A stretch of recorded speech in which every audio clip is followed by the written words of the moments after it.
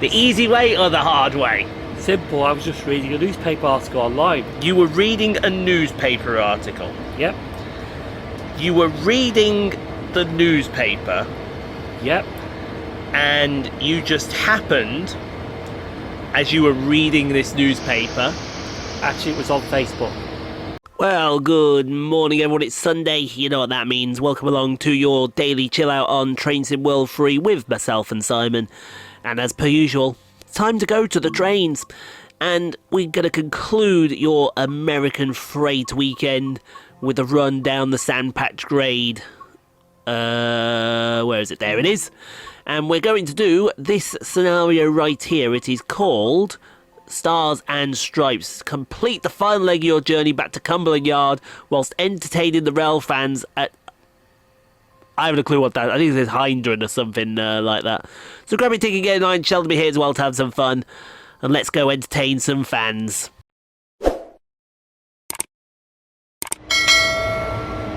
Yeah, we just got to keep the... Let me just make one more slight adjustment here. There we go. That's probably a little better there. And... Oh, hello. Oh, hello. Goodbye. Goodbye. Exactly. No, hello. Goodbye. Whatever. Yeah, no, it's not whatever. We got to set this puppy up. So you set it up then? I will gladly set it up. It's Sunday. You know what that means? See, there we are. That is how you set something up perfectly. There we go. Absolutely. Sandpatch Grade continues your weekend of American freight on Trains in World Free on the Rockstar Pool 69 channel. And no freight hoppers as well. No freight. Well, there are hoppers, but there are not hoppers. There's no one in them. There's nobody in them. No, that's correct. Also, we gotta wait for the brakes to charge. And believe it or not, it took a while. Oh yeah, it does take a while because, you know, SD40, old loco. So what we're going to do is we're going to speed this up for you.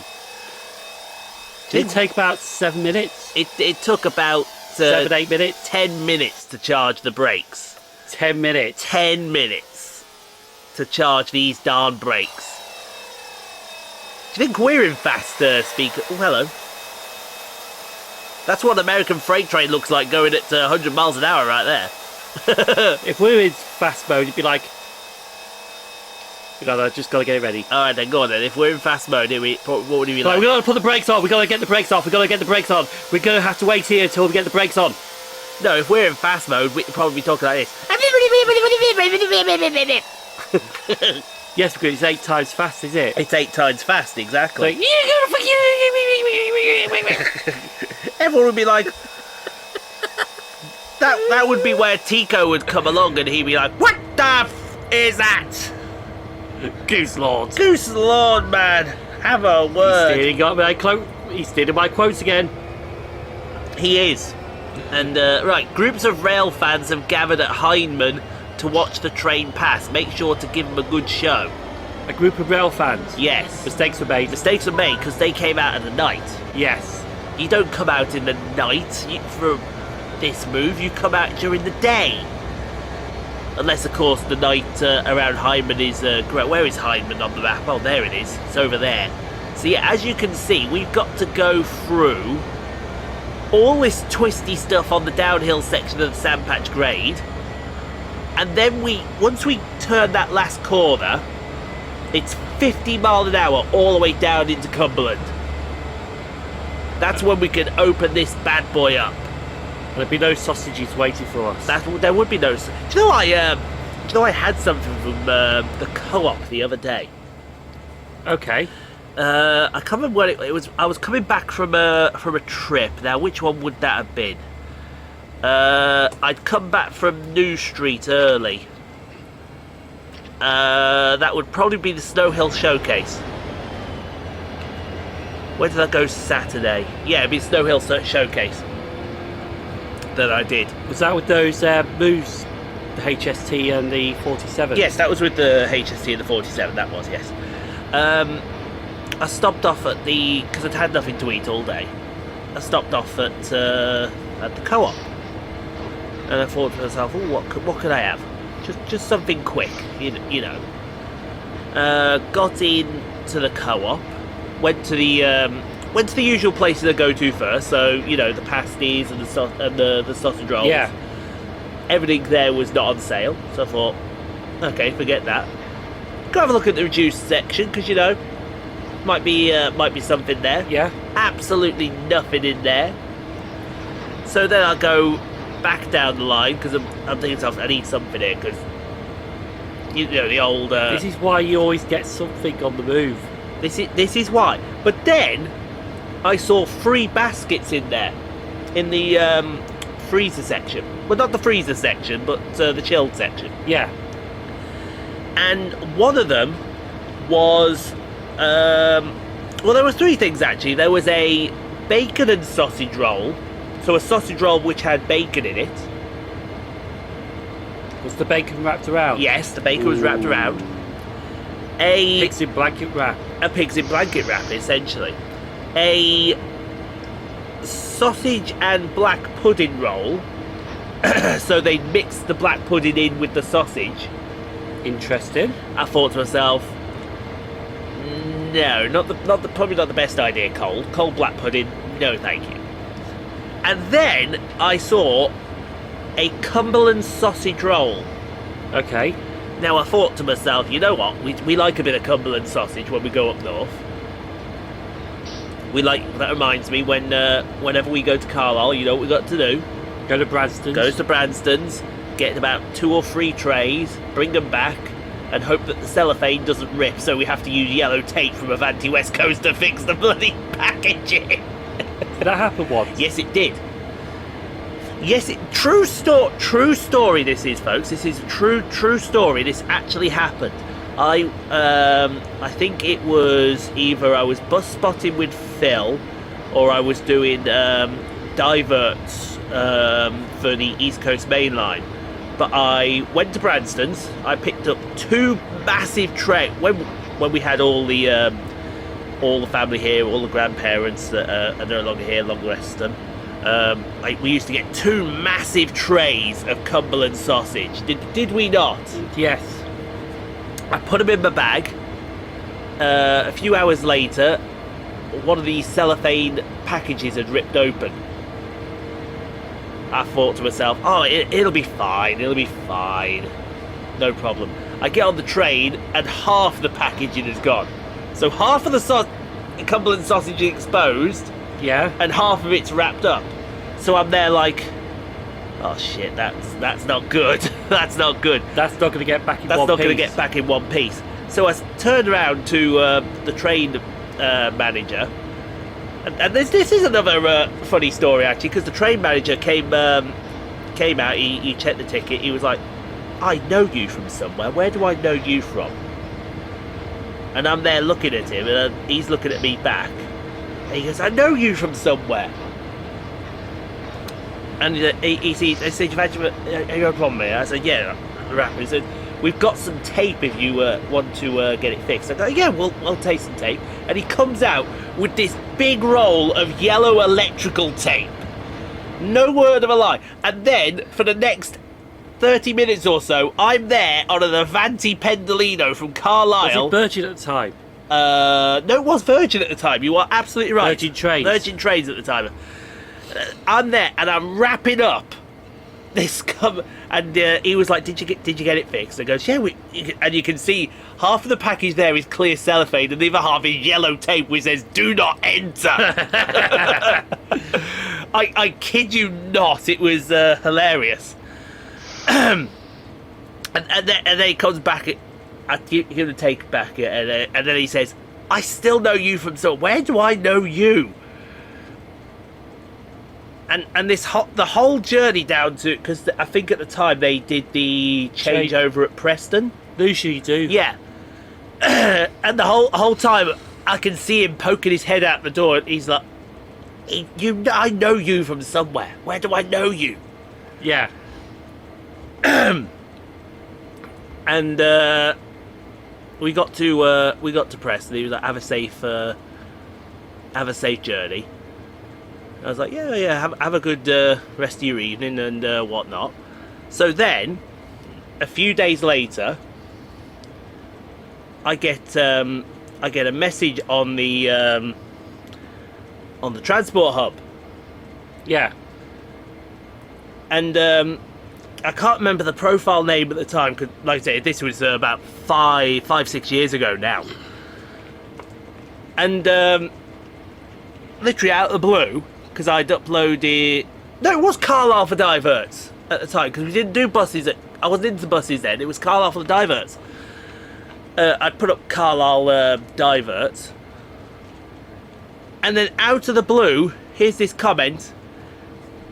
Now I know you. and it was this guy, and it was the guy that was on the train manager. He knew me from the videos. So in a way, and he was like, "Did the sausage get back?" Yeah, the sausage got back in one piece. It was no problem. The only problem was that to have my mum come and pick me up, and I had to explain to her why the cellophane was ripped, because Cumbrian girl, she likes her Cumberland sausage, which could be construed in several ways by everybody when they heard that my mum likes Cumberland sausage. But we go from we digress. But the question is, was the sausage still hydrated?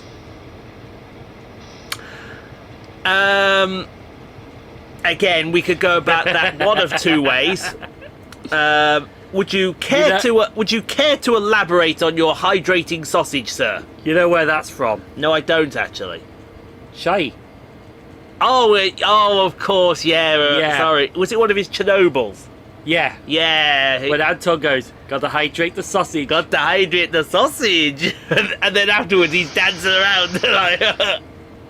Do you think in places like Russia, the Ukraine, all the sort of Balkan countries, they actually make a joke that could be construed as sexual innuendo, and then do a dance afterwards? Would be hilarious. It would be hilarious. But it was just the sound of like the zip, was it? That they were dancing to. Yeah. Oh no, not the zip. Sorry, the what the thingy he was using, because it was one of those gas ones which had to go in and out like a pump. Like a pump, yeah. Oh my god, this has started off. We're talking about hydrating sausages and pumping stuff. This is you always got to make sure you hydrate the sausage. Oh. Hi, 10 minutes in. His name's Sheldon, my name's Ian, and this is generally how it all goes. So yeah, that was a good trip down. But yeah, we do need to go to. I need to go to Carlisle. The problem is with Carlisle, right? It's not easy to get to sometimes. Not only is it not easy to get to sometimes. It's price. It's not only the price. It feels like if you don't do it on divert day, then you're doing it for no reason, are you? Except for a charter. Except for a charter. But the problem with the charters is it's busier. It's busier. And it's also busy for diverts as well. But in saying that, there is this gorgeous chippy just over the road from Carlisle Station. Home and Away, I think it's called, isn't it? Something like that, yeah. Home and Away. Yeah. Yeah, if you ever do go to Carlisle and you need something to eat, go to that chippy. You will not be disappointed. It is... Mwah! Chef's kiss and all that. I've got a pain in my crotch. Just give me a sec. Give you a sec. Okay, I'm gonna give him a sec. I don't know why we gotta give him a sec. By the way, how's your AI art generator going over there? Epic. I know it's going epic, isn't it? EMR. What were those codes for? Where are you going on there? Wednesday, 28th of June, that's you. Why are you... Oh, and 27th of June is you. Ah, gotcha. So I was just wondering what time I was leaving Carlisle when I come back from Scotland. Oh, yeah. 1847. 1847. So you'd be able to have dinner there if you could, couldn't you? So technically, I could leave Carlisle at Scotland at 5 o'clock. You could do. I think that 1847, isn't that in Edinburgh anyway? Go and find out. I'm 1640 off Waverley, that sounds right.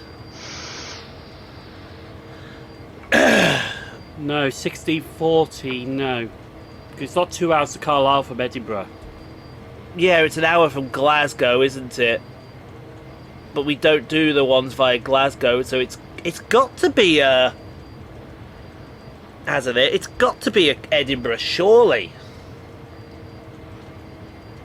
I honestly do think it's an Edinburgh, folks. If it's not an Edinburgh, it's a hoodwink Glasgow. But I can't remember a Glasgow. Oh, mind you, I think they have started going to Glasgow again. I think. We'll yeah, soon because know. it's mostly Glasgow's and mostly Edinburgh's, but there's the odd one that goes to Blackpool. The odd one that goes to Blackpool, yeah. Whereas beforehand, under the pandemic, it was Blackpool or 1840. It's the 5:30 off Glasgow. Oh, it's the 5:30 Glasgow. Ah. Oh, isn't that the one that isn't that one the one that's all stopper? I'm sure that's the one that's Glasgow Motherwell. Pretty sure it doesn't stop at Lockerbie. It's Glasgow. Glasgow, yeah. Doesn't stop at Motherwell, okay. Lockerbie. Oh, it does stop at Lockerbie. Carlisle, Penrith, yeah. Oxenholme, Lancaster, Preston, Wigan, Warrington, Crewe, Stafford. No, Rugby. Crewe Rugby. Oh, Crewe Rugby. Ah, it's a Trent Valley one. It's a Trent Valley one, Because one of those 1Ms terminates at New Street. I'm sure of it. Yeah, because I'm in Crewe for 2046. 2046. Then I think I'm on the 2113. Yeah, 2113 NMP. That's the way that one traditionally goes. Because with Glasgow, there's one that goes by Birmingham. Yes. And there's one that goes by the Trent Valley. But in July, all of it goes via the Stour Valley. Yeah. I suppose talking when I was thinking of doing the diverts, I suppose it wouldn't be right. Wow, look, we've actually got not very far in 16 minutes. Mind you, that's because we're doing 25 miles an hour going down a hill at a 0.9 gradient. What was I saying? Oh yeah, that was it. I suppose it wouldn't be right to do the Chase Valley line as a showcase on Divert Day when the Trent Valley and Chase Valley is partially closed, because to do a Chase Valley showcase you need our station. Yeah. Don't get me wrong, doing Hensford to Bloxwich is good, but you need our station. Yeah. So that would be... So, it's a case of then, where do you start the other half of the showcase? Do you start it at Walsall, and then do Bescot, Cambridge, Hampstead, Witton, Perry Bar? Or do you start it at Bescot and put Walsall back in with the Chase Valley? 50-50. It's one of those 50-50s. It was like, what was it again? Norwood Junction, would you put that in with the Brighton Main Line? And believe it or not, everyone said, yeah, you put it in with the Brighton Main Line. And you don't put it in with the East London line. Although you would put it in with the East London line, because you can still get the divert through there. Hello, freight train. I saw that coming a mile away. But then it'd be interesting for future diverts when Darlaston and Willenhall opens, because would you do that Wolverhampton to Aston, or would you do that? See, when Willenhall and Darlaston open, I would put that in with the Bescot section. I would. Because For diverts. Because what I would do is I would do... Which one's going to be the closest to Wolverhampton? It's going to be Willenhall. Yeah, Darlaston first, which is close to Walsall. Willenhall's closer to Wolverhampton. Yeah, so what I would do is I would ignore Wolverhampton, because I'd put that with the Stour Valley. And most of the trains will be diverted by the Cord. The Cord, yeah. To Boys Wolverhampton. Exactly. Do Willenhall first, then I'd do Darlaston, then I would do Tamebridge to change over to the Walsall Wolverhamptons, then I would do Hampstead,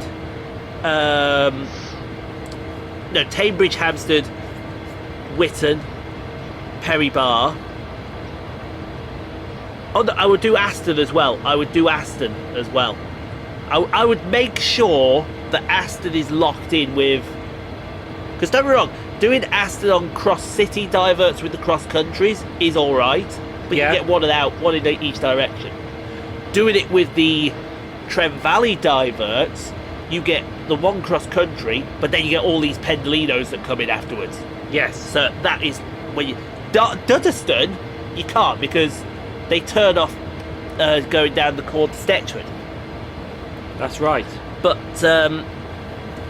then attention would turn to another station on that section.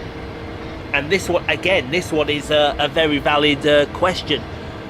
Penkridge at that time during Trent Valley diverts turns into an absolute cracker. It turns into a monster. Penkridge on a normal day is quiet, but Penkridge on a divert day... Well, no, Penkridge on a normal day is alright. It's okay. You still get your one Pendolino in each direction. You still get your one cross-country. Actually, no. It's not quiet anymore. Why is it not quiet anymore? You get 2 cross-countries. Sometimes you get 2 cross-countries. You don't get it all the time, but some of the time. See, let's just say on average you get 1 in each direction. And you get your 1 Pendolino in each direction as well. Yeah. Coupled with your LNWR services, that's still 9 trains in an hour. Plus whatever freight decides it wants to go into Bescot. Or come down that way. Exactly. On a worst case scenario, you don't get a freight. On the best case, you probably get 2. On a divert, you get 4. On a divert, bloody hell, on a divert day, you get all the diverted freight that comes off the Trent Valley. You get all the diverted Pendos that are coming off the Trent Valley. So you get the Liverpool, you get the Manchester, you get the other Glasgow as well. That other Glasgow, no, that is a Glasgow, that's pure Glasgow, that one. That other bloody Glasgow is a gold mine, because that other Glasgow service, that Avanti will then think to themselves, ooh, hang on a second, we could put Voyagers on that. They could just turn around and say, we could put Voyagers on that one. Yeah. It's not the Edinburgh diagram, we just put Voyagers. And then it's a case of whatever freight you get. And then you have to ask yourself, okay, when do I go? What time do I go do these diverts? Because I did it last year and I picked up 4 freight trains within the hour. Exactly. I think I went last year and I picked up 3. One of them was late, fair enough, but I still picked up 3. Did I pick up 3? Or did I pick up 3 and then 2 empty locos? No, I picked up... What did you get, about 5 or 6? No, freight trains. I got 3 freight trains. I got 2 ECS loco moves. 1 to Bescot and 1 to Crewe. And I also got a track machine working from Stourbridge to Stone. The one they like to shove into the side to get Stone. Yeah, the one that they like to shove into the side of the Stone. So in essence, I ended up with 6. But also you got to think to yourself, okay, yeah, I ended up with 6. If I got on a normal day, I'd probably end up with 3. Or 2. Or 2, 2 or 3. I still would have walked away. But it's the fact that coupled in with all the diverts, that turned Penkridge in from a humble little station to an absolute monster. See, and that is what people forget. You go to these stations normally every year, right? And you like to think to yourself, oh, this is peaceful, this is tranquil. But then you go on divert days and your peaceful, tranquil station turns into an absolute mega monster. And that's the best time to do it. Exactly. Same with Carlisle. Yeah. With the LDR divert. With the LDR divert. I need to alter my seat because I am turned an awkward direction and the arm is digging into my leg. Oh yes. It's digging in badly as well. And the problem is I can't turn the chair because this bloody dressing gown. Get this dressing gown behind the bloody chair, but it won't go behind. There we go. It's gone behind the chair now. That's better. Could you hold that microphone again, please? There we go. There we go. Oh, all the drivers are starting to get their chats in. Hey, morning. Come on, it's trash talk time. The one person I'm not hearing for is that. Is Lucy. To be fair, I haven't heard from Lucy all week. I wonder if he finally got the message. What? No waifus? No, fuck off and leave me alone, you fucking... He means well, does Lucy. I like how he turns around and said there is an official skill issue awarded every race, and he's only awarded it once so far, and that was to me in the first race. He hasn't awarded it since. Mainly because I've bent him over and spanked him a couple of times, but the point remains. He needs spanking and he needs putting in his place. So German must be put in his. He'll be put in his place next week, I tell ya. No, actually, he'll be put in his place today. Because it's today the Sanquois GR1. I thought you would be doing the... No, when this video goes up, it's the Sanquois GR1. But as we're recording this week, it's the rerun of last week's race, yeah. This time though, I'm ready for them. I made a nice little setup change, just a nice little setup change. Nothing, and I found a second in there. A second! Everyone's going to be wetting themselves. And this is where I come in and I finish 5th because they've all found 2 seconds or something like that. Yeah. Although I need to just... Because now this leg's digging in. I've got to go this way. Hold on. There. That's better. Yeah. If you put them in my car, they'd be 2 seconds faster. Or no. When I finish finish the test session, I get out of the car. He drives like a pig. You have all these factories and you make something that drives like a pig. You cannot say that. Why can I not say that? It is a Ferrari. It drives like a pig. And then the guy stands there, and then Nicky Lau's like, ugh. See that. But he did that in front of Enzo, did he? No. Enzo was at another part of the circuit. Just reading his newspaper. Just reading his news. Here he is, the old man as they called him, Enzo Ferrari. Yeah. He's sitting there chilling, reading the newspaper, and then here comes one of his beloved Ferrari race cars. He just puts his paper down, sees it go past. No expression on the old man's face at all, and then it's like, and goes back to reading his newspaper. And that is perfect. If you think about it, even though that film was set 10 years later than Le Mans 66, that's a perfect sort of what's the word I'm looking for? 10-year gap? No. Transition? No. Decade? No. I'm trying to think of the right word I want to use here, because Le Mans 66 was done after Rush was done. but Rush was set 10 years later than what Le Mans 66 was set.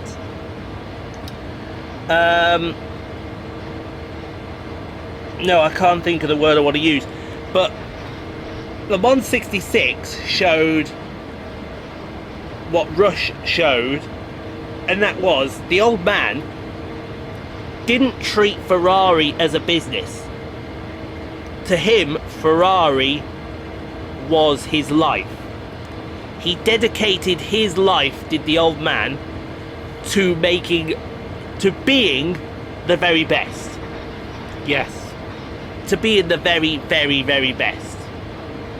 And when he wasn't the best, he didn't take it hard, he didn't take it in a bad way. Fair enough. Le Mans 66 showed. I think you saw it at the end of Le Mans 66. He just looked down at the Ford garage.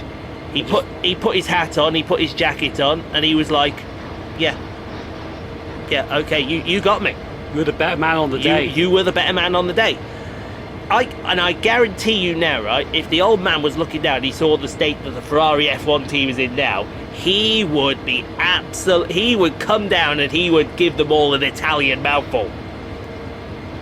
He would literally kick their ass. He would literally kick something into the middle. There would be a lot of angry words. A lot of them would be in Italian, but you could get a rough translation of what he was saying just through the hand gesture. This goes out to not just my Italian viewers, but this also goes out to I would say the Americans as well, because there's a lot of Italians over in America. Yeah, so definitely around New York. You know. Go sleep with the fishies for a while. Yeah. But see, over here in the UK, we don't translate our anger through our hands. It's probably the wrong thing to say, because normally the first thing that an Englishman does is throw a punch in someone's face. Yes. Or give them the middle finger. But in Italian, if they get angry straight away, it's straight with the hand. Footballers are the best example. Right? Footballers are the best example. Because here they are, they've just gone in, they've slid in, and they thought to themselves, oh, that's the best tackle you're ever going to see. And the referee blows for the foul. They're straight up in the referee's face, hands like, oh, why are you doing this? Wait. You know, with the hand, the two fingers closed up, the thumb right behind them. He's like, wait, why are you doing, why did you call that a foul? Why did you call that a foul? And the one person that always kept the Italians in straight was, what was his name? Kalina. Was it Kalina? The referee. Sounds right. That sounds right. Because all he had to do was stare at them, you know, with those big wide eyes that look. And they back off. And it was like, mate, you can stop. I'm not having an argument with that. Mainly because I think his full name was Pierluigi Kalina. He took no crap. As good.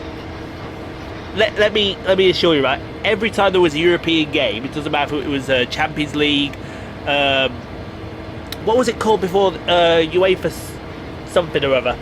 I can't remember what it was called before it became known as what it became known as now. The UEFA, the second tier of the European competition. I remember the second one, the Cup Winners' Cup. UEFA Cup. UEFA Cup. Could be. That sounds. It was the Champions League, it was the UEFA, was it? Yeah, it was something, UEFA something. I mean, nowadays it's the UEFA Super League or something like that. Or something stupid, I don't know. Because I even though I still support my beloved Man United, I just don't keep up with football anymore.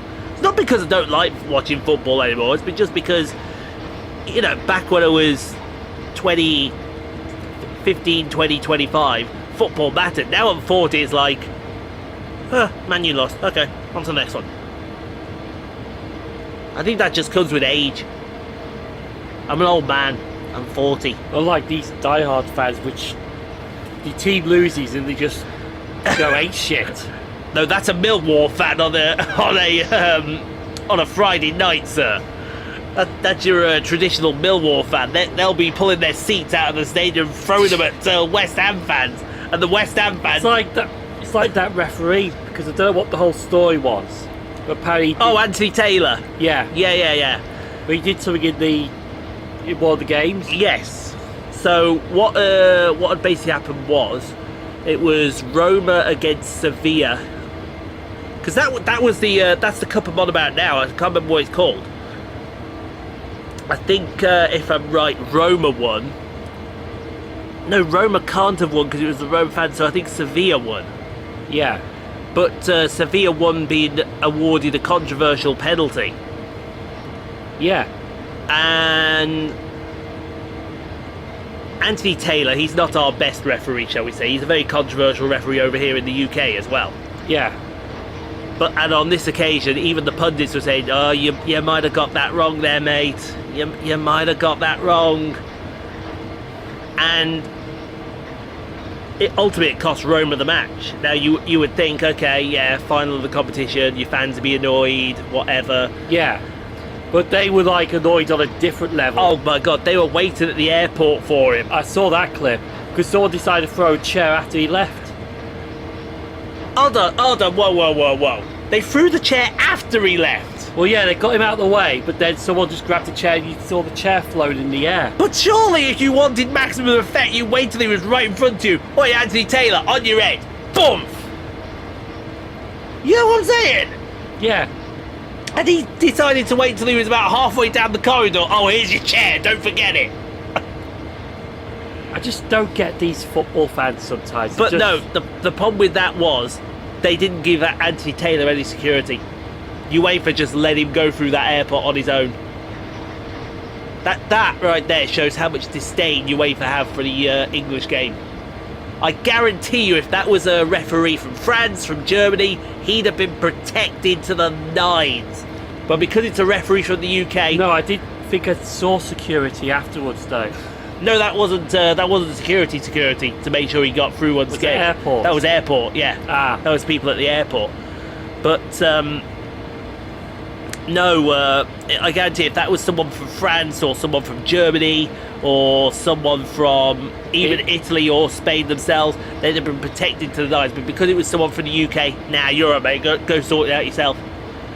UEFA essentially, to the walls. yeah, they essentially hung that man out to dry. Mind you, did even Mourinho had to go at him? Probably, yeah. I think I saw a clip of Mourinho literally having to go at him. Oh yeah, because Mourinho is And this was not in the football field or anything, this was at the airport. at the airport. Yeah, I think that might have been a different clip, but Mourinho's not afraid to have a go at a referee. We shall say. But then again, Jose, I know he's sort of the Antichrist now. He's left United, but we still consider him. If the thing is with United, when you come through those gates, you are considered one of our own, even after you're gone. Like a Ferrari driver to Italy. Exactly. And there you go. You're perfect. You're back on. And we saw that in Rush, didn't we? Carlos Reutemann came back to Ferrari. The second he came back and he was at that press conference, there's the old man sitting next to him. We welcome back our good friend, Carlos Reutemann.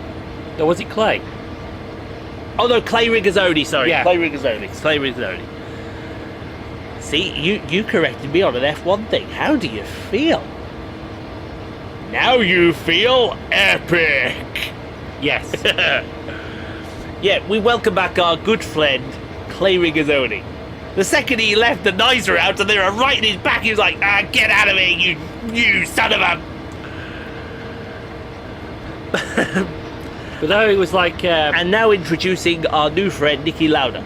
And there's Nicky, there's Clay Rigazzoni. He's looking at the press. He's all like, how you doing again? I know you, yeah, I know you as well. And there's Nicky Lauda, who just sits forward, nods. Because that was the Nicky Lauda way. Nicky Lauda wanted to do things professionally, which made Rush such a good movie, because you saw how he did things professionally. And here's James Hunt. What's James Hunt's favourite thing for breakfast? Sex for breakfast. He was just baggy anything with a skirt. Exactly. If you had a skirt on, you were James Hunt in James Hunt's eyes. especially when you had anything with a skirt, you were destined to be fucked. Yeah, James Hunt was like the playboy of his generation. But then you look at the polar opposite of Niki Lauda, and Niki Lauda was like, yeah, I go to bed early. Oh, hello, are we coming up to Hyman? Yes, we are. Hyman looks pretty well lit. Yeah, we were talking so long. We've been talking... Is there a freight train? Oh, please let there be a freight train coming in the opposite direction. He was like the opposite. Niki Lauda was exactly the opposite of what James Hunt was. James Hunt got married in this lavish ceremony to his wife, who then cheated on him with Richard Burton. And Niki Lauda was just a simple thing in a simple civil office with his... Registry office. Registry office, exactly. And that was him. James Hunt was up until 4 or 5 in the morning partying his life away. Niki Lauda was in bed for 8 o'clock. But the series of Niki Lauda was what helped him... Exactly. Win world championships. There you go. There you go, exactly. That is it. That is the right mentality. We got to stop. We don't have to stop. It says go via. So it's a yellow signal. But we may have... Oh no, I think it's going to change when we go through the points. You watch this. You watch this. I bet it changes now. Because here's Hindman. Oh yeah. Yeah, go by Cumberland Yard, yeah. So where's the railfans? I think they're on the side here somewhere. Are they at the side here? Yeah, there they are. There they were. I just saw them at the corner of the eye. See, I would have done that at the... I would have done that at 9 o'clock at night. I'd have done that run at... They've probably got some decent light out of it. They've probably got some decent lights, yeah, but not a lot. See, now, because we're through that 50 mile an hour going down the hill, boom! Mind that. It feels like you're just running in the street. Exactly. That's what it is with a lot of these suburban places. You're running through the villages, and it feels like when you go through, you're running through the streets. Because you are running through the streets in some respect. What's going? I should go and see what everyone's talking about. I only had one comment on my Peak Forest video yesterday. That was Ruben. Really? Yeah. That's a bit worrying. Oh well. I wonder if Tico was out yesterday. Would it be? Saturday. Oh no, of course, yeah, because... Rail strike. Rail strike, yeah, rail strike. Why was I had a moment then. When's this going out? This goes out next Sunday. Ah. So hopefully by this Sunday I'll be like, they announced the rail strike, F you. Yeah. But then I'll be laughing because I'll be in Scotland when that happens. I'm just cautious now. I'm waiting for them to say. See, if they turn around and they say the 22nd to the 24th, 22nd and 24th, that's essentially that week ruined. Fair enough, no problem. I'll let you have that week, no problem. If they turn around and say the 28th and the 30th, there's me putting my feet up. I'm in Wales. I'm laughing. I'm sitting there thinking, come strike over here. Come strike over this side. Yeah. Because I'll be there filming at the Valley Lines, doing the Valley Line showcases, and they'll be all there on their picket lines outside. Yeah, RMT.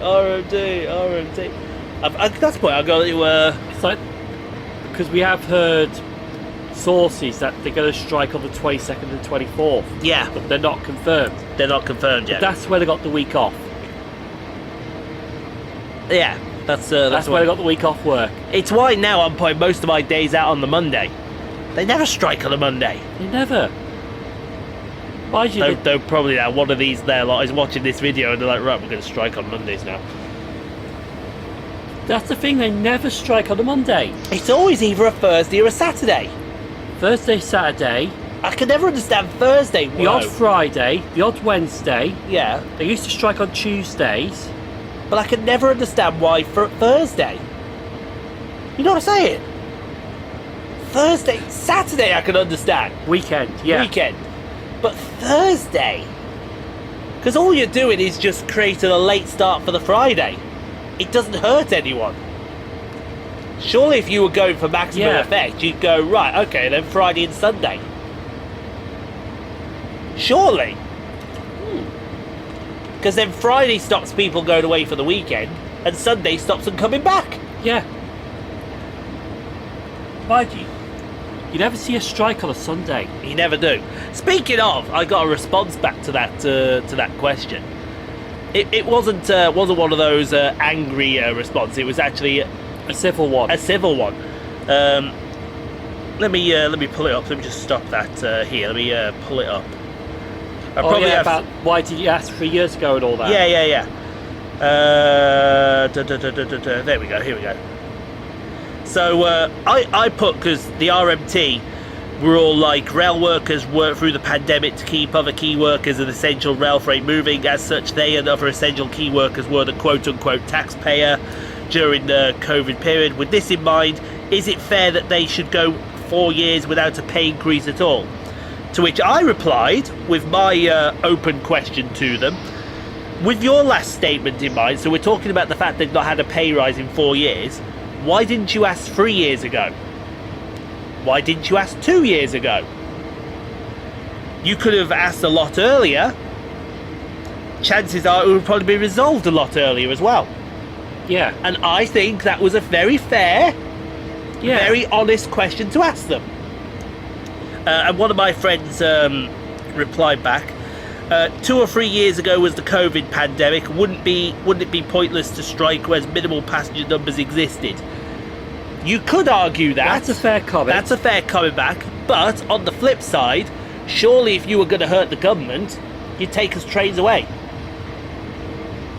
It's the ones that really need them. Exactly. Yeah. See? During the pandemic, I'm sure you agree that providing a service was more important than striking. That's fair enough. Again, fair, but on the flip, they still could have asked for the pay rise then. No. What? I think he's misinterpreted the question a little bit, but no, there are some good points. But there are some good points here. More so, if their last pay rise was 2019, and at the time of the inflation, it was low compared to what we are now, would you not agree that now is a better time? Again, a good question, but... so if it's low inflation there, then it would have got a less pay rise. Exactly. But let's flip that. Now they've asked when inflation's higher, does that not show another that I'm going to make sure I get the wording right here, or else I'm going to be probably blasted in the comments. Does that not then paint the RMT in a different light now that they're asking when inflation is higher, so that it looks like they're asking for more?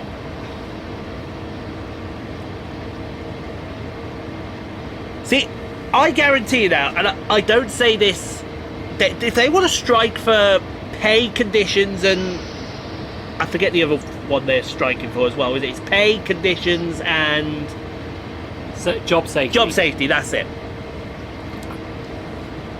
They are all welcome to go and do that. That's absolutely fine. Yeah. That is their right. Like if they striked on the 22nd of June, which is during my week off, it's like, fair enough. Fair enough, you gunners. We can work around that. I can take that. We can work around that. I can just work Monday, Tuesday, Wednesday. Whereas if they did it on the 24th, you'd be sitting up there with a can of iron brew in your hand over the Scottish border. You'd be like the old man at Maranello. You'd read the newspaper on the Scottish border, and you'd look up, the RNT are striking. Go back to your newspaper because there are trains over the border here. Actually, no, that's be kind of true, but it wouldn't, because I'd be drinking the iron brew But also look at the programme for the Perth Mozzarella show. Yes, you would. So I'll be looking at the Perth Mozzarella show. Indeed you would, sir. Yes, indeed you would. What was I saying? Oh, that was it. But what they need to understand is by asking... See, there were other key workers that were working during the pandemic. Nurses. Shop workers. Now, to be fair, I think we did get the pay rise during the pandemic. Okay. I can't remember, but I think we did. I know. I lost my job during COVID. Through no fault of my own. Salty? Maybe just a little bit salty, but in the long haul, it's worked out for me. Because I had a lucky escape from the sound of it. But at the end of the day, right,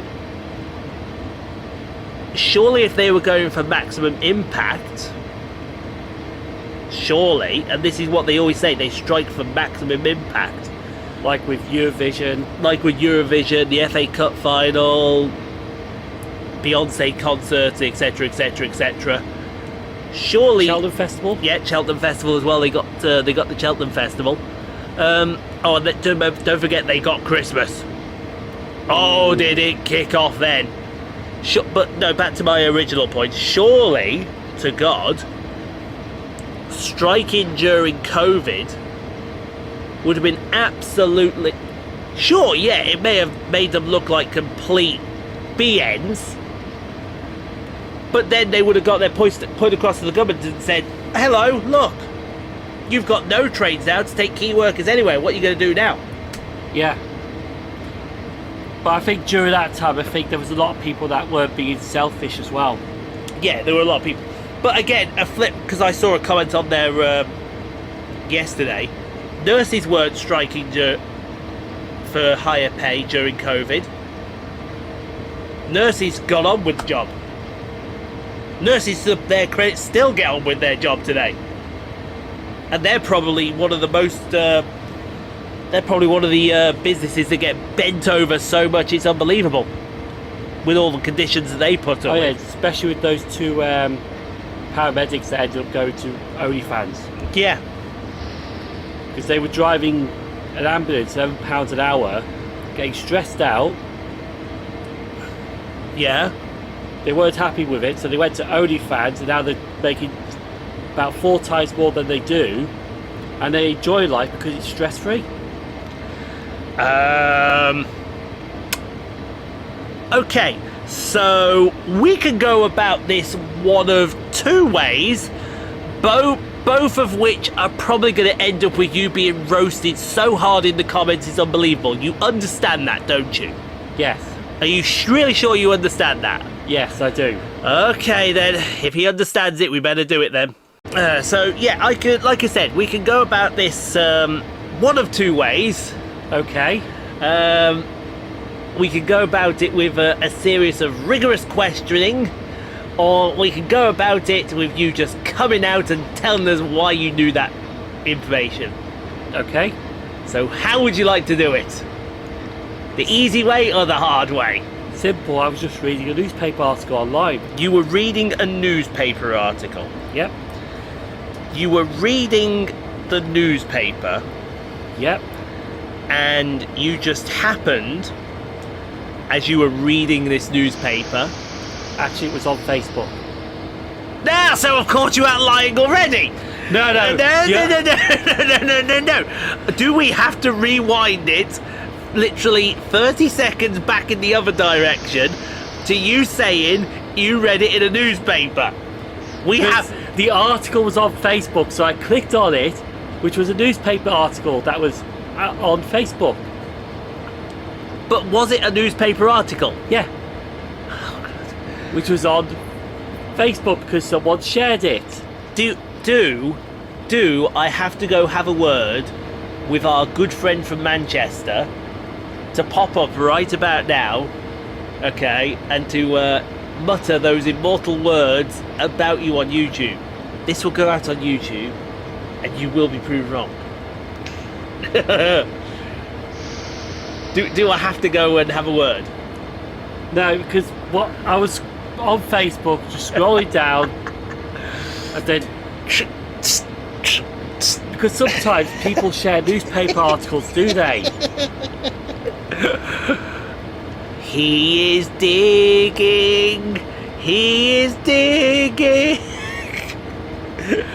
Have you noticed that he's... See, hang on, let's scroll down. I know what you're on about, but do you not also... Scroll down.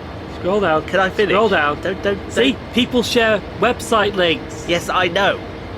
I know, but that doesn't mean you have to click on every single one. See? North Wales Pioneer.co.uk shares classic 1960s luxury high-speed train spotted on the Llandudno. Except it's not from the 1960s. No, it's actually from the 1970s. Exactly. And not only that, it's one that's been put in that livery. Yeah. Oh, Millennium Falcon! Go! I want to see that. I want to see that Millennium Falcon at that Minotaur website airport. Miniature Wonderland. Yeah. Swipe on Seymour. No. Whoa! Look at that thing go! Heel ass. That some bitch come by my neighborhood, kill it. No. If that some bitch come out my neighbourhood, I'll use the force. Where do I find that? Minotaur Wonderland. Germany. It's that big... Oh, is it in Germany? Yeah. I want to go to it, though. It's that big-ass model railway layout they got in Germany. Not only model railway, that's a model airport as well. Would you not want to go to that place just once? Where is it in Germany? John Simpson will, though. Will he? Yeah. I think he's been to it. But you could go and have some fun watching the model trains, and then you'd be like, where's Ian? With the plane. With the planes, exactly.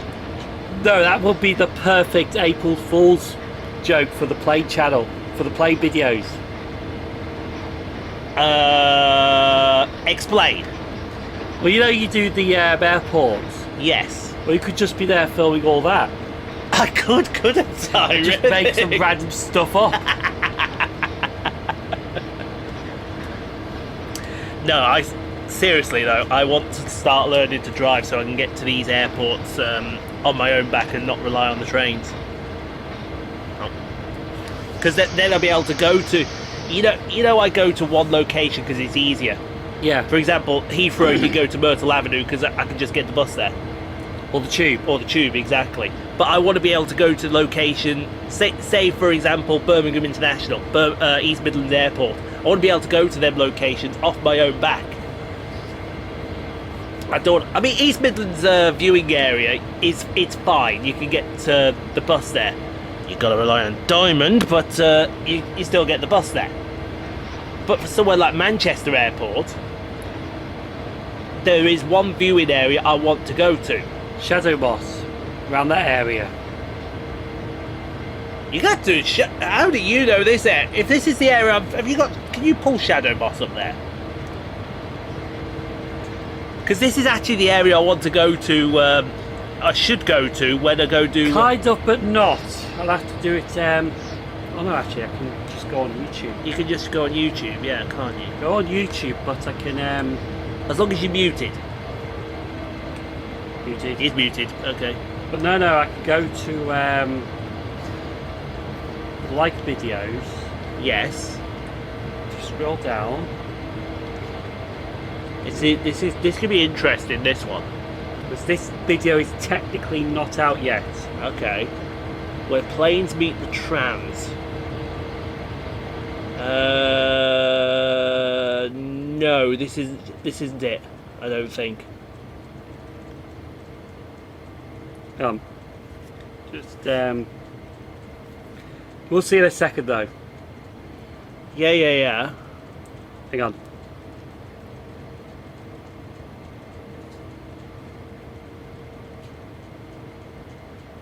That's on the. It's on the approaches to Manchester Airport. Yeah, because Shadow Moss is the last tram stop before Manchester Airport. So are you saying we may have I might have a new location? Because at the top there was that. Go back a bit. Yeah, he's a better one. Yeah. Go back a little bit to when they were dancing. back around here. Yeah. There, up the top there. Is that concrete blocks? I think that looks like a tree line. Hang on. That's a fair... Hey. That's a wall. That's actually... Yeah. I want to see this location. Because I was thinking... Let me tell you what I was thinking, Simon. I was thinking of actually going to Wilmslow, getting the bus over, because there is a viewing point which would have been absolutely perfect to get departures from. And I mean absolutely stonewall perfect. Yeah. But seeing that, that's got me intrigued now. My only problem would be the angle I've got to have my camcorder tripod. That's the only problem I foresee. With the other side, I have it set up, I'm sat on the floor, boom, straight ahead. No problems. Yeah. But with that, oh, Be standing. No, I wouldn't. It wouldn't be a case of I'd be standing. It looks like there's plenty of places to sit. It would be the filming aspect of it. That's intriguing. That's intriguing. Oh, yeah. For those that don't know, because this comes out after it, I would have gone to Manchester Airport on the Thursday. Everyone's there like, okay, you went to Manchester Airport, what did you go there for? I went there for one specific plane and one specific plane only. And being a Manchester United fan, it's sort of seen as the Antichrist. But you will understand The City plane. the Manchester City liveried Etihad Dreamliner. It would have been taking the Manchester City players to the the UEFA Champions League final in Istanbul.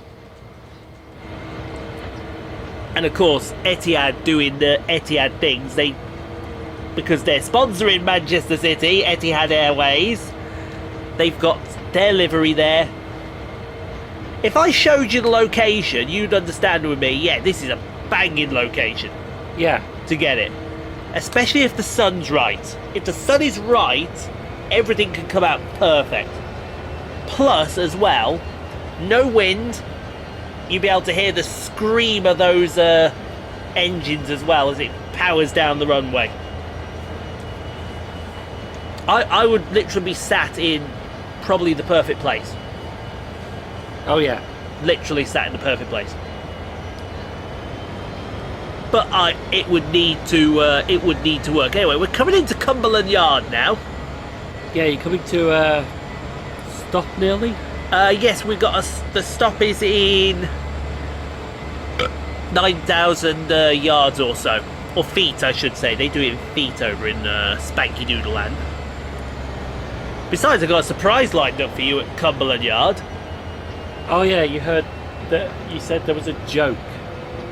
No, there's not a joke. Mm. There's not a joke. But there is a surprise. What, just round the corner? It's up by the Was it one of the masteries? up by the thing. No, it's not a mastery. I haven't got the mastery yet for Sandpatch Grade. There are plenty of scenarios for me to do mastery on Sandpatch Grade, but somebody ripped 113.4 on mediums. Wow. And you were doing... I was doing 12.5s on softs, and mediums are about a second slower. If that guy's ripping 13.4s on mediums, good lord. And he was one of the guys that were not here last week. Ah. This is why I'm not happy about this. I don't mind, I would like it rerun, yes. But I am not happy that it's being rerun, because now other people are going to come in that weren't there last week. Yeah. And if Superpow doesn't have his temper tantrum like he did last week as well, then that's not really on. And I'm saying I don't mind the fact it was run, but there were people that weren't there last week that got the chance this week, and there were people that were higher up the field, and now they've been essentially robbed and put back in where they should have been because people turned up. They shouldn't be there. They shouldn't be there. Yeah, a rerun is basically you rerun with what you got. Yeah, exactly. Or what you had. What you had. You don't rerun it with extras. Hey, if I come along and I start slapping times down around what they ran, I'm laughing. I might do a medium run on thing, see what I get. But if he was ripping 13 balls on mediums, wow. Oh, it was not in the lobby. That was time trial. Now he gets found out. Mind you, to be fair, I was doing 12 fives in time trial, so I did think I got down to a 12-2. But no, that little setup change I made put a little bit of confidence in the old car. I might want to do another setup change, see what that does. Because Red Bull Ring is oh yeah, there's where we got to go there. That's where we got to go, right smack bang in the middle of the yard. That big ass freight yard. That big ass freight yard in Cumberland, which I believe is in Pennsylvania, isn't it? Not sure. No, I think Sandpatch Grade is Pennsylvania. Yeah. Cumberland, Pennsylvania. That sounds right. That'd be a great place for a wrestler to come from, wouldn't it? From Cumberland, Pennsylvania. Sounds like a good place. Yeah. The only problem is we've got to go at 15 mile an hour. 15 for the last couple of miles or so because we're coming into a freight yard. But this is the perfect chance for people to hop Less off. weight makes much better times. But this is when people hop off if they're doing freight hopping. Yeah, this right here would be the perfect place to hop off. Oh, just remember, for the next one we do, you need you know what. Yes. Yeah, but I know you remember. No. He says he doesn't remember, but I guarantee you he'll remember. What with? Yeah, I guarantee you he'll remember. He'll be like, oh yeah, you gotta remember we're going to do this. Hang on. So it's now time for everyone's favourite segment. It's not in the budget today. It's not in the budget today. No, it's having a little hiatus today. But no, what's it called? Shadow Moss. Shadow Moss is the tram stop. I want to check that place out. And see if it is a viable, shall we say. If not, then I'm going. In fact, I could probably tell you what operations they're on right now. What do we need? Mine has gone blank. Flight Dar. Thank you, flight radar. That's it. It helps having my phone literally right in front of me. Castle Donington. I don't want Castle Donington. I want to go over the Peak District, Chapel on the Frith. There we go. Manchester Airport is there. Apparently there are no planes because I've got the filter on because apparently I think 747s are still king of the sky. And all I'm seeing... Oh. What are you doing? What am I doing? Trying to get a different angle. Yes. You'll see why. You'll see why. Don't be too surprised. What's that going over Manchester Airport? Detroit, Amsterdam, Delta. Yeah, no, they're coming in the wrong direction. They're coming in over Knutsford. Which is not good. Well, I think they go by Shadow Moss. No, you can't do it that side because that's takeoff's side, so they be at a different angle. If it was arrivals, no problem, but because it's well, I say that that's not too bad, but No, it wouldn't actually, because I think Shadow Moss would be at the other end. yeah, Shadowbus is at is Manchester Airport here. You can see the plate direction they're coming in, so they're coming in on this runway. So Yeah. Shadowbus is over on this side, because there's Manchester Airport train station. Yeah. So Shadow Moss or Moss Nook, is that around where it is? That would make sense because there's the arrival runway, so it's got to be around here. But where I want to go for thing is right here. There's a little area over here, which is a known area for enthusiasts at Manchester Airport. It'd probably make good for departures and arrivals. I'd have to check that out. Does that road go underneath the airport? Yes, that road goes underneath the airport. But if it doesn't change, if it doesn't change direction, then I will seriously consider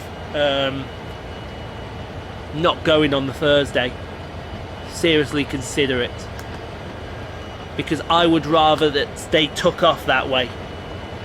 I don't want. Yeah. Don't get me wrong, the landing shots will be good. That's not a problem, but the problem is it's all you get is heavy reverser action.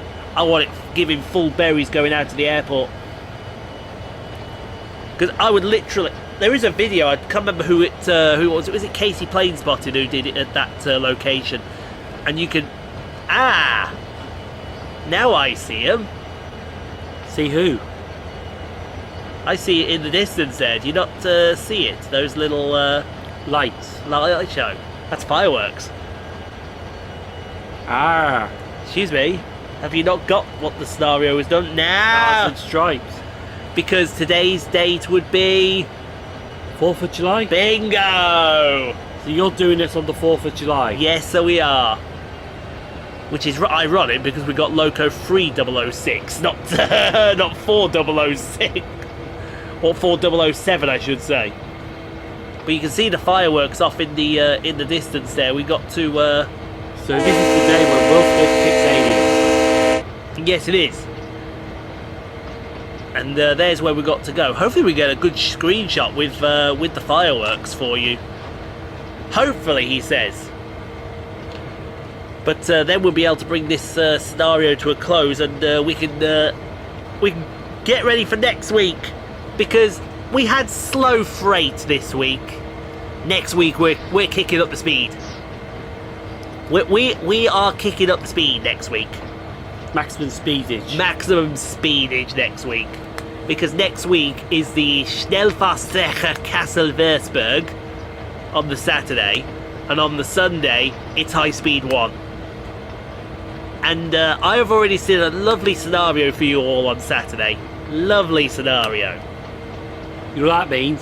Yeah, you know what that means. A long one. A long one. Hey, it's only an hour. Everyone's like, only? That's a serious thing, isn't it? Only half an hour? Problem is these days is they make them long ones. Yeah, they do.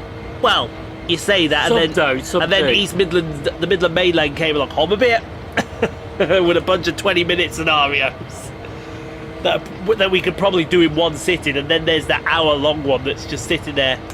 I feel lonely. Oh, look at the fireworks going off. That's what we're talking about right there. That right there is what we are definitely talking about. It's going to be the thumbnail, you know it is. Have I got something wiggling? No, it's just me. You know when you have that feeling that something's crawling up you? Yeah. And then you look there, it's not. Yeah. Oh yes, look at that. Get the right angle on that. And that is going to look absolutely cracking. But who's setting fireworks off near the freight yard? I haven't a clue. There we go. Nice work. Hopefully you enjoyed the show. Let's see how you did. Okay. Let's see how we did. Right. Ooh, fireworks. Ooh, fireworks. These are here to celebrate our impending gold. And We're celebrating too early, are we? Are we premature celebrating? Is that what it is?